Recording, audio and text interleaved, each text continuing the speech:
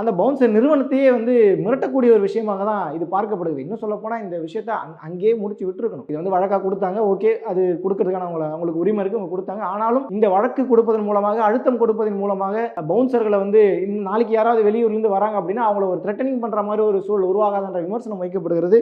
இதை வந்து வேணும்னே திமுகவை சார்ந்தவர்கள் செஞ்சுக்கிட்டு இருக்காங்கன்ற மாதிரி விமர்சனம் கூடுதலாக வைக்கப்படுகிறது. அது அடுத்து இந்த ரேம்ப் வாக் சம்பந்தப்பட்ட விஷயங்களை பேசும்பொழுது இன்னும் அவர் என்ன ஆடியோ லான்ச்சா நடத்திட்டு இருக்காரு, இல்ல அவர் என்ன சினிமாவில் ஏதாவது ஷூட்டிங் எதுவும் நடத்திட்டு இருக்காரா, இல்ல வந்து படத்தோடைய ப்ரமோஷன் ஒர்க் எதுவும் பண்ணிட்டு இருக்காரு, அரசியலுக்கு நேரடி அரசியலுக்கு வந்துட்டாரு, நீங்க ரேம்ப் வாக்குன்னு வைக்கிறதுனால தான் மக்கள் ஏறி வரதுக்கு முயற்சி பண்றாங்க, அதை நீங்க தவிர்த்து இருக்கலாம் என்ற மாதிரி அறிவுரைகளும் சொல்லப்படுகிறது. அதை விஜய் ஏற்பாரா ஏற்க மாட்டார்ன்றது அவருக்கே வெளிச்சம். சரி, இவ்வளவு பிரச்சனைகள் நடந்துச்சு, இந்த பிரச்சனைகளுக்கெல்லாம் பின்னாடி விஜய் அவர்கள் பாடம் கற்றுக்கொண்டாரா அப்படிங்கிற ஒரு கேள்வி இருக்கு. அவருடைய விக்கிரவாண்டி விசாலையினுடைய நடந்த அந்த முதல் மாநாட்டிலேயே இந்த மாதிரி பிரச்சனைகளை பார்த்தாங்க. அப்ப அதுல இருந்து அவங்க வந்து தவிர்த்துக்கலாம்ல, தவிர்த்துக்கிட்டா இந்த மாதிரி சூழல் இப்ப மறுபடியும் 2வது மாநாட்டில் இந்த பிரச்சனை நடந்திருக்காது இல்லையா?